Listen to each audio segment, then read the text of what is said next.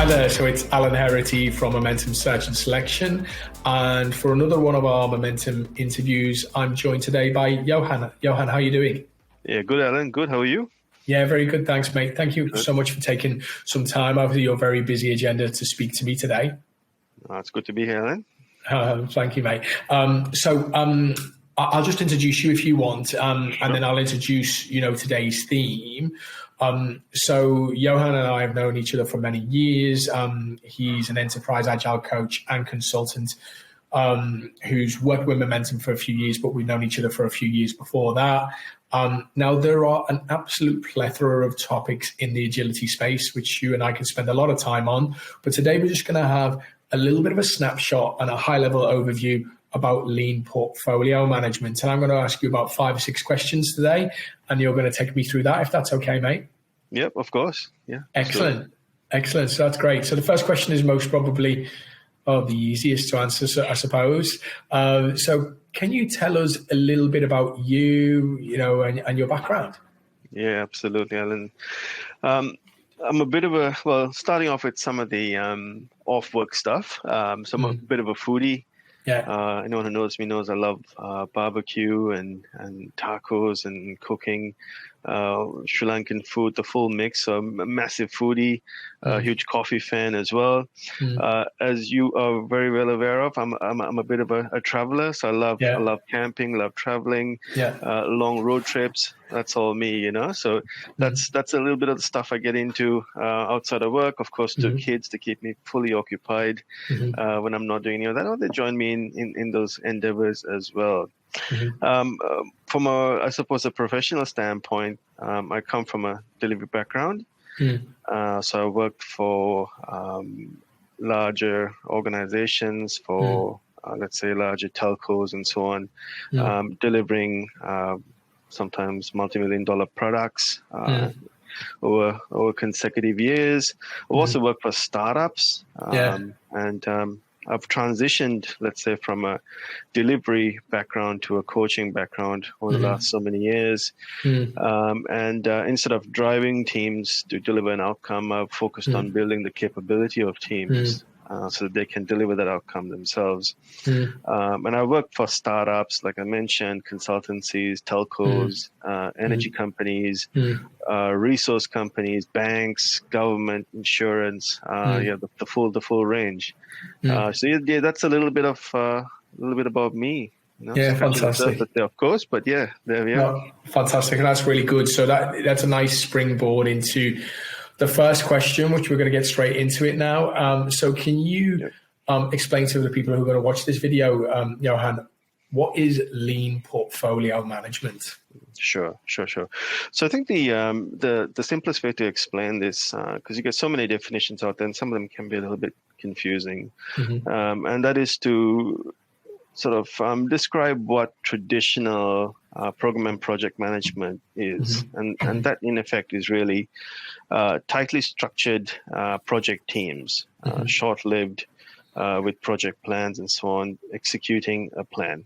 So short-lived teams delivering a plan. And lean portfolio management is basically building a long-standing persistent team or a persistent team of teams that are entirely customer-focused and deliver products or solutions to meet those customers' needs. Okay. Yeah. Okay. And that's really interesting. And I suppose, I'm interested in this because we do a lot of work in traditional waterfall world, and we work with organizations who are transitioning to waterfall, from waterfall to something a bit more hybrid or contemporary. And then we work with organizations who, would like to think themselves as quite mature with regards to agile. So can you explain to us what the benefits of lean portfolio management are? Well, yeah, absolutely. So I think it's 2 things in particular. On the one hand, I'd say it's sort of hones in on that customer centricity. So it really brings that customer into the team, or the teams of teams. And we try and bring, like I mentioned, we bring that customer on board into the team of teams, and we listen to their voice, we listen to their wants, their needs. We deliver things in iterations, as Agile does, and we we make sure that the feedback that we get from those customers informs our teams and teams of teams backlogs as well. Mm-hmm. So the entire value stream, the entire portfolio has that Mm-hmm. customer centricity to it, Okay. and that brings with it flexibility and so on, right? So flexibility, the ability to pivot and change as customers' needs change. Okay. Rather than waiting to the end of a project, you mean like in typical waterfall, for example? Exactly, and that means that the whole portfolio is dynamic. Yeah. Things can change rapidly based off that feedback. So there's a lot of flexibility. And that also is very different to your traditional program and project systems where things aren't as flexible. And you have to deliver to a business case or a BID and just get everything done as per the original plan. So LPM really brings about that customer centricity and the ability to be flexible and pivot as per the needs of that customer. That's one part of it. And the other part of it is, of course, the efficiency of delivery. So that's one of the core benefit, because we're always thinking about continuous improvement. How can we get better at what we're doing? Sometimes we engage in value stream mapping, which is laying out the entire value stream, visualizing it, and really trying to hone in on what the waste in that system is, and trying to eliminate or reduce that waste and bring about continuous improvement. So customer centricity and efficiency, key benefits, that's it. Okay, fantastic. And when would you say, if we're going to go to another level, and especially for some of the people that are watching this video, that when is an organization ready for lean portfolio management? What are the indicators for you? Yep. So I'd say the ability to commit to that relentless improvement we just spoke about, ability to be sort of willing to change and inspect and adapt based off that inspection. I'd say organizing teams around value, rather than a project plan. So organizing teams along, let's say, a customer journey, perhaps, And I'd say the third one is the ability to experiment with adaptive finance. Now, traditional program projects have fixed budgets based off of BRDs and business cases, and there's very little flexibility in that, With adaptive finance, we try and introduce the concept of funding a persistent team for a period of time, which means that there's a shift that needs to take place in your finance and budgeting and thinking of some of our leaders in how we sort of approach lean portfolio management, because it's very different to the way most organizations tend to operate these days. Yeah, absolutely. That's a really changed how they do their funding models, I'm guessing, based on what you told me. Absolutely. Okay. That's right, yeah. Excellent. So then on the other side of the coin, what would be the situations that you would describe when an organization is not ready for lean portfolio management? Probably the inverse of what I just said, but just honing in on some of that. So I'd say your leadership really needs to be willing to take this on board.